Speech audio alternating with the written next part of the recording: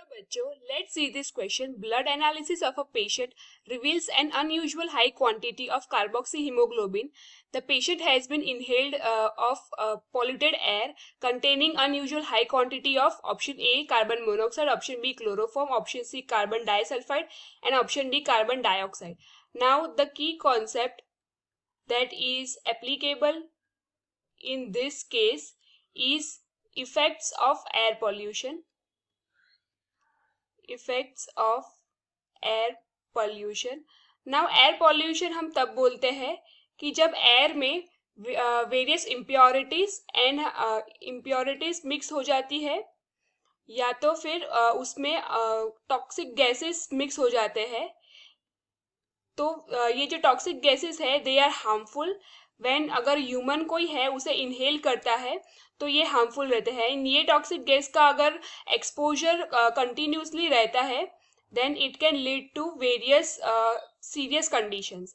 सो now let us see. Now अगर हम option B को देखें तो यहाँ पे जो केस दिया गया है तो उसमें दिया गया है कि blood analysis of patient reveals high quantity of carboxy haemoglobin content and उसने कोई पॉल्यूटेड एयर इनहेल कर ली है जिसमें कोई एक पर्टिकुलर गैस का कंटेंट हाई था. तो हमें वो गैस का कंटेंट फाइंड करना है.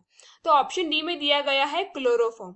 तो क्लोरोफॉर्म जो है ये जनरली एक पॉल्यूटेंट है एंड ये एक ऑर्गेनिक मॉलिक्यूल है एंड इट इज टॉक्सिक. और ये जब अगर एक्सपोज कोई होता है तो उससे आई इरिटेशन हो सकता है, आई इरिटेशन हो सकता है या तो फिर कैंसर हो सकता है बिकॉज ये कार्सिनोजेनिक है, या तो फिर लिवर और किडनी को डैमेज हो सकता है, लिवर ऑफ किडनी को डैमेज हो सकता है. बट इसका कोई भी रोल कार्बोक्सी हीमोग्लोबिन बनाने के लिए नहीं है. तो therefore this is not the correct option. Let's move aware. Option C की बात करें तो ऑप्शन सी में दिया गया है कार्बन डाइसल्फाइड. नाउ ये जो कार्बन डाइसल्फाइड है this is a volatile liquid. Volatile liquid है ये, मीन्स वो इजीली वेपराइज हो जाता है एंड इसका जो इफेक्ट है वो होता है कि वो डैमेज करता है नर्वस सिस्टम को. नर्वस सिस्टम को ये डैमेज करता है एंड इसके अलग और जो कॉन्सिक्वेंसेस है वो है हार्ट और किडनी पे भी इसका इम्पैक्ट होता है. बट इसका कोई रोल कार्बोक्सी हीमोग्लोबिन बनाने के लिए नहीं है. So this is also not the correct option.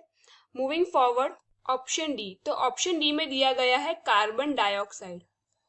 Now ये जो कार्बन डाइऑक्साइड जो है that is present in air and it is released when we respire. मतलब हम जब एक्सेल करते हैं तब ये रिलीज होता है एंड अगर इसका जो कंटेंट है this is a major green house gas. अगर इसका जो कंटेंट है और उसका जो लेवल है इंक्रीज हो जाता है एटमॉस्फेयर में देन ये क्या करेगा, वार्म अर्थ के जो टेम्परेचर है उसको वार्म करेगा. बट हाउएवर इसका ह्यूमंस में इतना जो रोल नहीं है, स्पेशली कार्बोक्सी हीमोग्लोबिन बनाने के लिए. कार्बोक्सी हीमोग्लोबिन बनाने के लिए इसका कोई रोल नहीं है. So therefore this is also not the correct option. Moving forward, अगर हम ऑप्शन ए की बात करें तो ऑप्शन ए में दिया गया है कार्बन मोनोऑक्साइड. नाउ ये जो कार्बन मोनोऑक्साइड जो है how it forms carboxy haemoglobin. तो ये कार्बन मोनोऑक्साइड जो है वो कंबाइन हो जाता है हीमोग्लोबिन के साथ. हीमोग्लोबिन के साथ ये कंबाइन हो जाता है एंड इसके बाद ये बनाता है कार्बोक्सी हीमोग्लोबिन. नाउ ये जो कार्बन मोनोऑक्साइड जो है उसकी जो कैपेसिटी है to bind with haemoglobin is 200 to 300 times more than the oxygen. ये कार्बन जो कार्बन मोनोऑक्साइड है वो ऑक्सीजन के कंपेयर में 200 to 300 टाइम उसकी मोर कैपेसिटी है. तो नॉर्मल फंक्शन क्या होता है कि ऑक्सीजन जो होता है वो हीमोग्लोबिन के कांटेक्ट में आके फिर वो ट्रांसपोर्ट होता है ऑल ओवर द बॉडी. वो ट्रांसपोर्ट जो है ऑक्सीजन का वो हीमोग्लोबिन करवाता है. बट अगर कोई पर्सन ने कार्बन मोनोऑक्साइड वाली जो एयर पॉल्यूटेड एयर है उसको इनहेल कर लिया है जिसमें ये कार्बन मोनोऑक्साइड का कंटेंट हाई था, तो ये जो कार्बन मोनोऑक्साइड है उसको binding capacity with the haemoglobin is 200 to 300 times more than that of oxygen.